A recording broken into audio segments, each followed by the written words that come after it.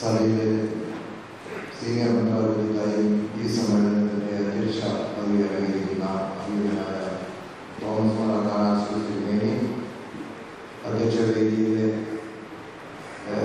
സഹോദര മെത്രാപ്പൊലീത്തന്മാരെ, പ്രിയപ്പെട്ട ഡോക്ടർ അധ്യക്ഷൻ, പ്രഭാഷണം നടത്തുന്ന പ്രിയപ്പെട്ട ഉന്നച്ചൻ, ഓർക്കസ്ട്രമാരെ, പ്രവാസന്മാരെ, വൈദിക ശ്രേഷ്ഠരെ, സഹോദരങ്ങളെ, പരിശുദ്ധ പാവാടി തിരുമേനിയുടെ കനക ജൂബിലി ആഘോഷത്തോടനുബന്ധിച്ച് ഒരു വൈദിക സമ്മേളനം, ആദ്യം കോട്ടയം ഭദ്രാസനത്തിൻ്റെ വൈദിക സമ്മേളനം എന്ന ആശയം ഉന്നയിച്ചിരുന്നു. പിന്നീട് അത് മലങ്കര സഭയുടെ മുഴുവൻ വൈദികരുടെയും, പ്രത്യേകിച്ച് കേരളത്തിലെ മുഴുവൻ വൈദികരുടെയും ഒരു സമ്മേളനത്തിലുള്ള നടത്തത്തക്കമുള്ള ക്രമീകരണമാണ് ചെയ്തിട്ടുള്ളത്. ഇത്രയും വൈദികരെ തയ്യാറായി ഒന്ന് സംബന്ധിക്കാൻ അവരെ അതിനുവേണ്ടി തയ്യാറെടുത്തു എന്നുള്ളത് വളരെ സന്തോഷത്തോടെ ഞാൻ കാണുന്നത്. ഞാൻ അല്പസമയം വൈകിപ്പോയി. അടൂരുള്ള സഭയുടെ മുൻ സെക്രട്ടറിയായിരുന്ന ശ്രീ A.K. തോമസ് സാറിൻ്റെ സഹധർമ്മി ഇന്നലെ മരിച്ചു പോയതുകൊണ്ട് ഇന്ന് അവരെ കാണാനായിട്ട് പോയതുകൊണ്ട് അല്പം സമയം എനിക്ക് ഇവിടെ താമസിക്കാൻ ഇടവന്നു എന്നുള്ളത് അത് വളരെ അതുകൊണ്ടാണെന്ന് ഓർമ്മിച്ചത് മാത്രമേ ഉള്ളൂ. ദീർഘമായൊരു പ്രസംഗം ചെയ്യാനായിട്ട് ഞാനിവിടെ ഉദ്ദേശിക്കുന്നില്ല. സഭയെ സംബന്ധിച്ചിടത്തോളം ഒരു വൈദിക ജീവിതം, ഒരു വൈദികന്റെ വെല്ലുവിളികളും ഉത്തരവാദിത്തങ്ങളും വളരെ വലുതാണെന്നുള്ളത് ഒരിക്കലും മറന്നു പോകാൻ കഴിയില്ല. ഈ സഭയുടെയും സമൂഹത്തിൻ്റെയും സാധാരണക്കാരായ വിശ്വാസികൾക്കും അതുപോലെ തന്നെ സമൂഹത്തിലെ മറ്റ് വിഭാഗങ്ങൾക്കും ഒക്കെ ഒരു വഴികാട്ടിയും അതുപോലെ ഒക്കാവുന്ന മേഖലകളിൽ നേതൃത്വം നൽകുകയും ചെയ്യാനുള്ള മറ്റ് ഉത്തരവാദിത്വമാണ് നമ്മുടേത് എന്ന് നമ്മൾ ഒരിക്കലും മറന്നു പോകരുത്. ആധുനിക കാലഘട്ടത്തിൻ്റെ വെല്ലുവിളികൾ എന്താണെന്ന് ഞാൻ പറയാതെ തന്നെ നിങ്ങൾക്കൊക്കെ അറിയുന്നതാണ്. ആ വെല്ലുവിളികളെ അതിജീവിക്കുവാൻ നാം അതിനൊരു മുഖാന്തരമായി തീരുകയും മറ്റുള്ളവരെ നേർവഴിയിലൂടെ നടത്താൻ ഉള്ള വലിയ ചുമതലയാണ് ദൈവം ഏൽപ്പിച്ചിരിക്കുന്നത്.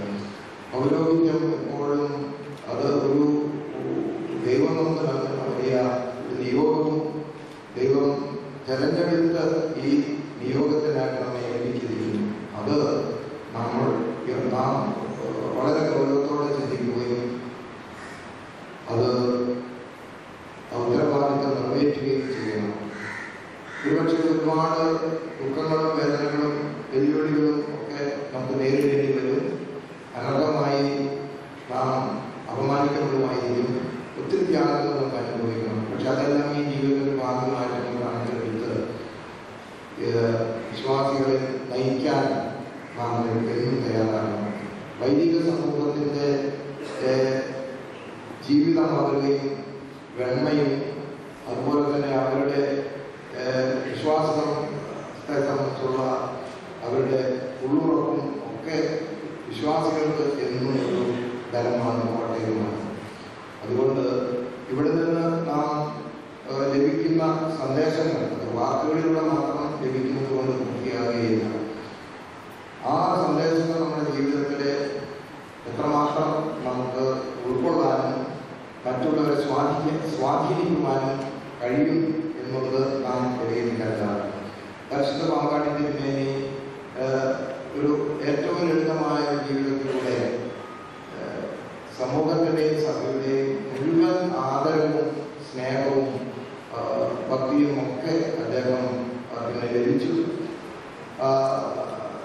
ജീവിതത്തെ മാത്രമാണ് ഒരു പുസ്തകം പോലെ മറ്റുള്ളവർ പകർന്നു കൊടുത്തത്. പരിശുദ്ധ പാവാടി തിരുമേനി ജീവിതത്തിലുള്ള ഒരുപാട് പാഠങ്ങൾ നമുക്ക് വായിക്കാനുണ്ട്, പഠിക്കാനുണ്ട്. ആ ജീവിത മാതൃകയാണ് എല്ലാവർക്കും ശക്തി പകർന്നു നൽകിയിട്ടുള്ളത്. നിങ്ങൾക്കറിയാവുന്നതുപോലെ നമ്മളത് ഒരു വലിയ വേഗബാധ ഉണ്ടായപ്പോൾ തിരുമേനിയോട് ഇരിക്കപ്പെട്ടില്ല. തിരുമേനിയെ കൊണ്ട് വളരെ നിർബന്ധപൂർവം നമ്മുടെ ജനങ്ങളുടെ ഇടയിലേക്ക് ചെല്ലുകയാണ്. അങ്ങനെ ചെല്ലുമ്പോൾ ഉണ്ടാകാവുന്ന അപകടത്തെക്കുറിച്ച് തിരുമേനി ചിന്തിക്കുന്നില്ല. പക്ഷെ അവരോടൊപ്പമായിരിക്കാനും വേണമെങ്കിൽ അതിനോടും വന്ന് അതുമുഖാന്തരമായിട്ടുണ്ടാകുന്ന ഏത് അപകടങ്ങളും സ്വീകരിക്കാൻ തയ്യാറാകുന്നു എന്നുള്ളത് തയ്യാറായിക്കൊണ്ട് ചരിത്രത്തിൽ സംഭവിച്ചിട്ടുള്ള കാര്യമാണ്. ഞാൻ പറഞ്ഞത് അങ്ങനെയൊക്കെ ഉണ്ടാകുമ്പോൾ ജനങ്ങൾ ആ പിതാവിനെ കുറിച്ച് കാണുന്നത് അത്രമാത്രം ഭക്തിയോടെയാണ്. ഞങ്ങളോടൊപ്പം ഞങ്ങളുടെ ലോകത്തിന്റെ മധ്യത്തിൽ കടന്നു വന്ന് ജീവിക്കാനുള്ള അല്ലെങ്കിൽ ജീവിതത്തിന്റെ ഒരു അപകടകരമായ സാഹചര്യത്തിലൂടെയാണെങ്കിൽ പോലും കടന്നു വരാൻ ആവേശം കാണിച്ച പിതാവാണ്. അവിടെ സ്വന്തം സുരക്ഷിതത്വമൊന്നുമല്ല തിരുമേനെ ആ വിധത്തിൽ നയിച്ചതെന്ന് ഞാൻ വിചാരിക്കുകയാണ്. അതുകൊണ്ട് തന്നെ ഒരു പാമ്പാടി തിരുമേനെ കണ്ടിട്ടില്ലാത്ത തലമുറയും തിരുമേനിയെ ഒരു വലിയ ഒരു ദൈവ പുരുഷൻ പോലെ, ഒരു ദൈവദൂതൻ പോലെ തന്നെ കണ്ടിട്ടില്ലാത്ത പുതിയ തലമുറയും അത് മനസ്സിൽ അങ്ങനെ വെച്ച് പുലർത്തുകയാണ്, ബഹുമാനിക്കുകയാണ്, വളരുകയാണ്.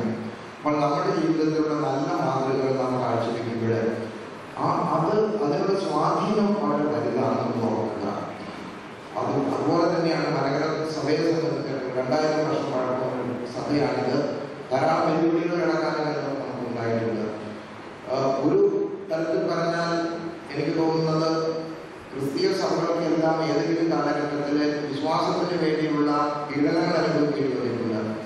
അങ്ങനെ നാം ചിന്തിക്കുമ്പോൾ മലങ്കര സഭയ്ക്ക് അങ്ങനെയുള്ള ഒരു പീഡനം എന്ന് പറയാവുന്ന അവസരങ്ങളൊന്നും ഉണ്ടായിട്ടില്ല എന്നാണ് എനിക്ക് തോന്നിയിട്ടുള്ളത്. അപ്പോൾ ഒരുപക്ഷെ അതുമൂലം നമുക്ക് എന്തെങ്കിലും ജീർണതയുണ്ടായിട്ടുണ്ടോ എന്ന് കൂടെ അന്വേഷിക്കണം. നമുക്ക് യാതൊരു അസ്വസ്ഥതകളോ പീഡനങ്ങളോ ഒന്നും ഉണ്ടായിട്ടില്ല. അത് ഒരു നല്ല കാര്യമായിട്ട് ഒരുപക്ഷെ നമുക്ക് തോന്നുന്നുവെങ്കിൽ അതുമുഖാന്തരം നമ്മുടെ ആത്മീയ ജീർണത എത്രമാത്രം ഉണ്ടായി എന്നും കൂടെ വിലയിരുത്തണം. ഇന്ന് ഭാരതത്തിലെ സ്ഥിതിവിശേഷം നമുക്കറിയാമല്ലോ. ഒരു വലിയ പല വിധത്തിലുള്ള ആപത്സൂചനകൾ നമ്മുടെ മുന്നിലുണ്ട്.